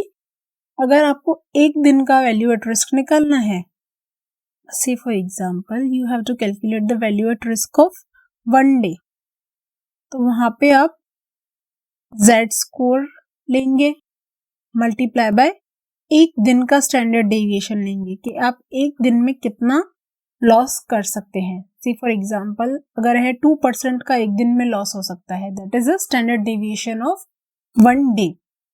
अगर आप t1 लेते हैं तो आपका अंडर रूट 1 आ गया, तो आपका एक दिन का अगर वैल्यू एट रिस्क कैलकुलेट करना है that is Z score multiply by standard deviation of 1 day. इसी तरह आपको अगर मल्टीपल डेज का कैलकुलेट करना है, सी फॉर एग्जांपल आपको 10 दिन के लिए कैलकुलेट करना है, तो वैल्यू एट रिस्क 10 डेज के लिए कैलकुलेट करना है। अगर एक दिन का वैल्यू एट रिस्क जो है उसको हम टाइम फैक्टर से मल्टीप्लाई कर लेंगे तो हमारा वैल्यू एट रिस्क आ जाएगा 10 डेज का। Value at risk of 1 day multiply by √10। अगर आप इस तरह से करते हैं तो आपका वैल्यू एट रिस्क आप कितने भी डेज के लिए निकाल सकते हैं। ओके, अब आते हैं हमारे प्रैक्टिकल क्वेश्चंस पे। Suppose you hold, first question है, suppose you hold 2 crore shares of X limited, ये हमारी इन्वेस्टमेंट है, whose market price standard deviation is 2% per day। एक दिन का स्टैंडर्ड डेविएशन आपको दिया हुआ है, this standard deviation is 2% per day। अब नेक्स्ट है हमारे पास 252 डेज ट्रेडिंग डेज होता है, हमें मैक्सिमम लॉस डिटरमाइन करना है, determine maximum loss for a period of 1 trading day and 10 trading days. 2 period के लिए हमें वैल्यू एट रिस्क कैलकुलेट करना है एट द 99% कॉन्फिडेंस लेवल। हमारा कॉन्फिडेंस लेवल क्या है? 99%। अब ये 99% जो कॉन्फिडेंस लेवल दिया हुआ है, आप Z टेबल से इसका Z स्कोर निकालेंगे। अगर आपको Z स्कोर निकालना नहीं आता है तो आप एग्जाम के लिए वैल्यूज को रिमेंबर भी कर सकते हैं। ऑलमोस्ट 99% का कॉन्फिडेंस लेवल के क्वेश्चन आते हैं तो उसका Z स्कोर होता है 2.33। नहीं तो आपको एग्जाम में Z टेबल दिया हुआ होगा, एक्सट्रैक्ट दिया हुआ होगा Z टेबल का, उससे आप अपनी Z वैल्यू निकाल सकते हैं। वो भी हम नेक्स्ट क्वेश्चंस में देखेंगे। अब इसका आंसर हम देखें तो हमारा स्टैंडर्ड डेविएशन क्या आएगा? स्टैंडर्ड डेविएशन को हम वॉलेटिलिटी भी कह सकते हैं। तो हमारा वॉलेटिलिटी है 2% ऑफ 2 करोड़। हमारी इन्वेस्टमेंट कितनी है? 2 करोड़ की है, तो 2% ऑफ 2 करोड़ हम निकालेंगे तो 4 lakh is the standard deviation of 1 day. ये है स्टैंडर्ड डेविएशन फॉर 1 डे। अब हम Z स्कोर हमारा आप निकालेंगे नॉर्मल Z टेबल, तो उससे आएगा 2.33। अब 2.33 मल्टीप्लाई बाय 4 लाख, हमें एक दिन का निकालना है तो उसमें टाइम फैक्टर का वैल्यू तो 1 ही हो जाएगा, तो हम directly Z score multiply by standard deviation of 1 day करेंगे। 2.33 मल्टीप्लाई बाय 4 लाख, हमारा वैल्यू एट रिस्क आ जाएगा 9.32 लाख। तो 99% कॉन्फिडेंस के साथ हम कह सकते हैं कि हमारा एक दिन में 9.32 लाख से ज्यादा लॉस नहीं होगा। बट 1% आप 99% कॉन्फिडेंस से कह सकते हैं कि 1 डे में आपका लॉस जो है मैक्सिमम 9.32 लाख होगा। बट 1% रिस्क है कि आपका एक दिन का लॉस एक्सीड कर जाए 9.32 लाख से। This is the concept of value at risk. अब आपको 10 डेज के लिए निकालना है, तो 10 डेज के लिए सिंपली आप जो 1 डे का वैल्यू एट रिस्क आ गया उसको टाइम फैक्टर से मल्टीप्लाई करेंगे तो आपका 10 डेज के लिए वैल्यू एट रिस्क आ जाएगा। This is 29.47 lakh. अब नेक्स्ट क्वेश्चन पे आते हैं। Consider a portfolio consisting of ₹2 crore investment in shares XYZ and 2 crore investment in shares ABC. The daily standard deviation of both shares is 1%. Daily का है, हाँ, daily standard deviation is 1% and correlation coefficient between them is 0.3. अब ये correlation का इसमें क्या काम आ गया? अब आप देखेंगे यहाँ पे ये पोर्टफोलियो की बात कर रहे हैं, तो आप पोर्टफोलियो के लिए जब एनालिसिस करते हैं तो आपको स्टैंडर्ड डेविएशन जो है वो पोर्टफोलियो का चाहिए होगा। तो आप पोर्टफोलियो का स्टैंडर्ड डेविएशन इस तरह से कैलकुलेट करेंगे। आप पहले वेरिएंस कैलकुलेट करेंगे और उसका अंडर रूट कैलकुलेट करेंगे। This will be the calculation of standard deviation of a portfolio. जब भी आपको एग्जाम में पोर्टफोलियो का आपको वैल्यू एट रिस्क निकालना है तो उसके लिए आपको यूज करना होगा पोर्टफोलियो का स्टैंडर्ड डेविएशन। ओके, तो कोरिलेशन कोफिशिएंट पोर्टफोलियो के स्टैंडर्ड डेविएशन को कैलकुलेट करने में नीडेड होता है। तो उसकी फॉर्मूला क्या होती है? आप variance of A plus variance of B plus 2 into standard deviation A, standard deviation B and correlation coefficient between A and B. This is the formula of portfolio variance. आप portfolio variance calculate करेंगे और उसका under root करेंगे तो आपको standard deviation मिल जाएगा. तो यहाँ पे भी हमारा 1% हम निकालेंगे. हमारा स्टैंडर्ड डेविएशन तो 1% है दोनों शेयर्स के लिए. 2 करोड़ पे 1% आपका स्टैंडर्ड डेविएशन आएगा for X and for A भी आपका 2 करोड़ पे 1% का स्टैंडर्ड डेविएशन आ जाएगा. This will come out to be 2 lakh rupees. अब आप वेरिएंस निकालेंगे 2 लाख का स्क्वायर प्लस 2, ये स्टैंडर्ड डेविएशन है आपका. This is a standard deviation. Variance के लिए आप उसका स्क्वायर करेंगे. 2 square plus 2 square plus 2 into 2 into 2. ये स्टैंडर्ड डेविएशन ऑफ X, ये standard deviation of A multiply by correlation coefficient. Correlation coefficient कितना दिया हुआ है हमें? 0.3. तो 0.3 मल्टीप्लाई करेंगे. इस तरह से आपका वेरिएंस कैलकुलेट होगा 10.4. 10.4 आपका वेरिएंस आ गया. तो standard deviation under root of 10.4 this is equal to 3.22 lakhs. ये आ गया आपका एक दिन का standard deviation of a portfolio. ठीक है. अब हमें कैलकुलेट करना है 10 days 99% value at risk. 10 days के लिए कैलकुलेट करना है. तो 10 days के लिए हम लोग 3.22 लाख हमारा स्टैंडर्ड डेविएशन एक दिन का multiply by 2.33 Z score multiply by under root 10 time. तो आ गया हमारा आंसर 23.72 lakhs. ओके. अब हम आते हैं हमारे नेक्स्ट क्वेश्चन पे. That is on Tuesday morning before opening of a capital market and an investor while going through his bank statement has observed an amount of rupees 7 lakh is lying in his bank account. This amount is available for use from Tuesday till Friday.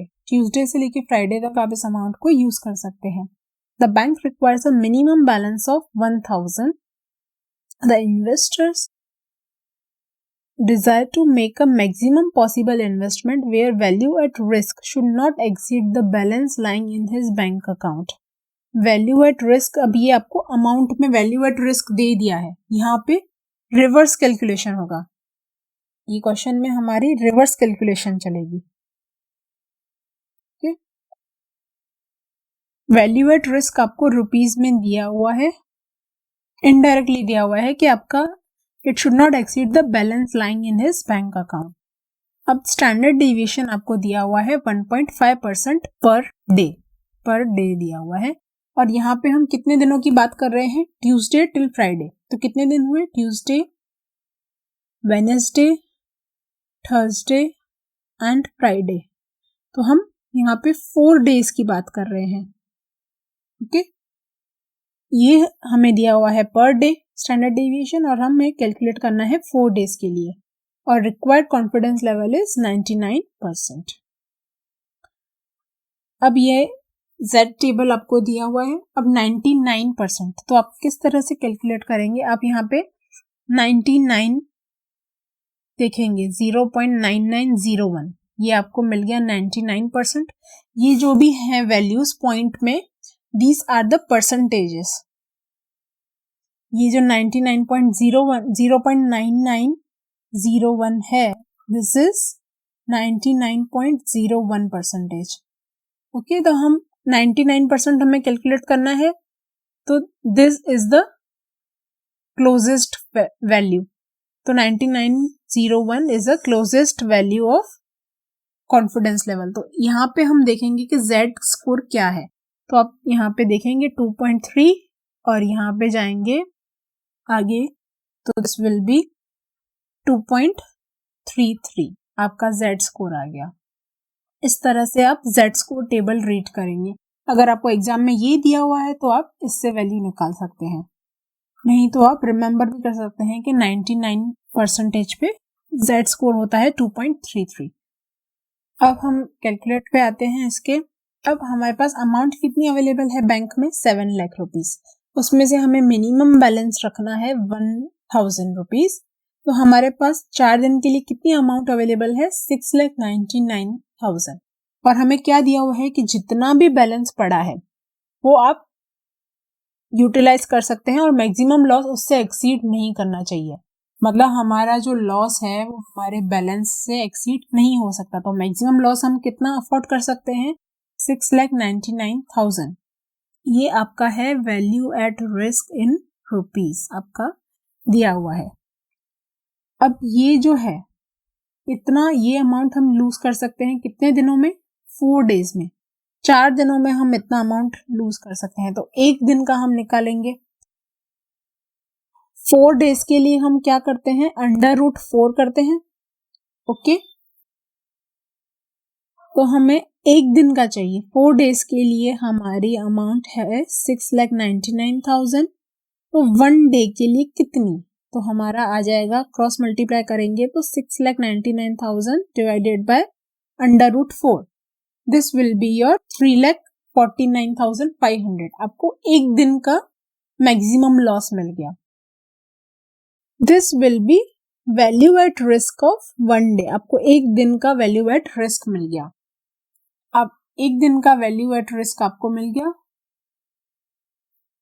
आपका Z score है 2.33। अब value at risk का formula क्या होता है? Value at risk is equal to Z score. एक दिन का है, एक दिन का value at risk multiply by एक दिन का स्टैंडर्ड डेविएशन। ठीक है, अब इसमें आपको वैल्यू एट रिस्क पता है 3,49,500 और आपका Z स्कोर है 2.33। तो आपको एक दिन का जो स्टैंडर्ड डेविएशन है वो मिल जाएगा, दैट इज 3,49,500 डिवाइडेड बाय 2.33। तो आपको वैल्यू मिल गया 1,50,000। ये आपका है स्टैंडर्ड डेविएशन ऑफ 1 डे। एक दिन में आपका इतना लॉस हो सकता है। तो आपका मैक्सिमम पॉसिबल इन्वेस्टमेंट क्या होगा? ये है आपका स्टैंडर्ड डेविएशन, और स्टैंडर्ड डेविएशन आपको परसेंटेज में दिया हुआ है कि 1.5% पर डे। आपका परसेंटेज है 1.5%। तो दिस इज, ये क्या डिनोट करता है? 1.5% ऑफ इन्वेस्टमेंट। तो आपका 100% इन्वेस्टमेंट कितनी आएगी? 100% इन्वेस्टमेंट क्या आएगा? तो अब 1,50,000 डिवाइडेड बाय 0.15 करेंगे तो आपका इन्वेस्टमेंट अमाउंट जो है वो आ जाएगा कि आप कितना इन्वेस्ट करेंगे। तो आपका मैक्सिमम लॉस 4 दिनों का 6,99,000 आएगा। तो आप अगर 1 करोड़ इन्वेस्टमेंट करते हैं तो आपका 4 डेज का मैक्सिमम लॉस होगा 6,99,000। ओके, तो ये आप इन्वेस्टमेंट डिसीजन ले रहे हैं based on a value at risk. तो इस तरह से आपको value at risk investment decision में भी हेल्प करता है। लास्ट क्वेश्चन पे आते हैं हमारे। ABC Limited is considering a project X normally distributed and has a mean return value of 2 crore with a standard deviation of 1.6 crore। अब आपको मीन दिया हुआ है, दिस इज म्यू। हमने Z स्कोर का कैलकुलेट करने का फॉर्मूला पढ़ा था, उसमें ये यूज होता है म्यू एंड स्टैंडर्ड डेविएशन। अब in case ABC loses an project more than 1 crore, there will be a financial difficulty. So this is the maximum loss. Determine the probability the company will be in a financial difficulty. आपको probability निकालनी है कि क्या probability है कि company इतना loss इंकर करेगी। आपको Z स्कोर दिया हुआ है।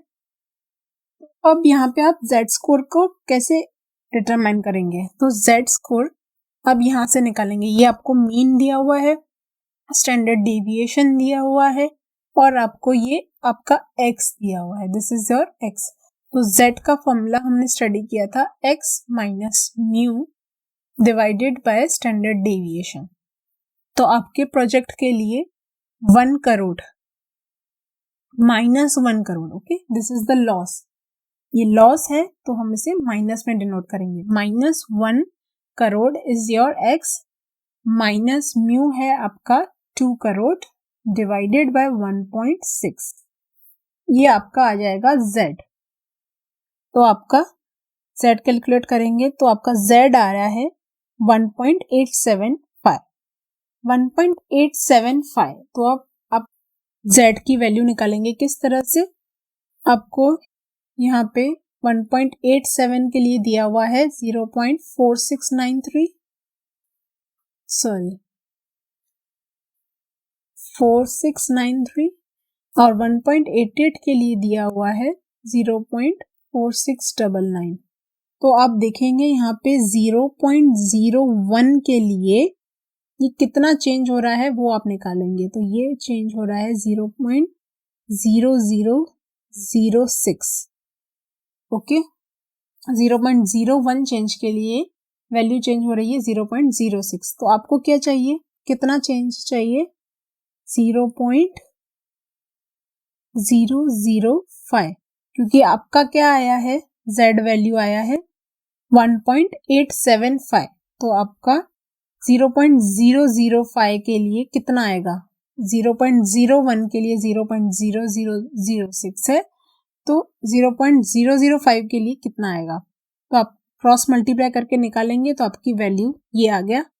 अब अगर आप ऊपर वैल्यू में कर रहे हैं, ये आपने 1.87 से लिया डिफरेंस, तो आप एडिशन करेंगे।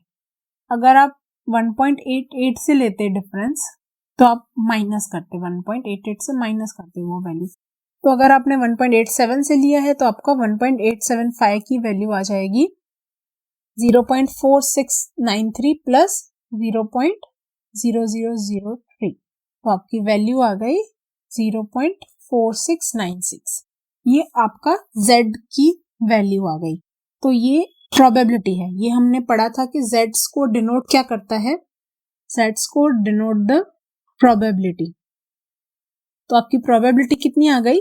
46.96%।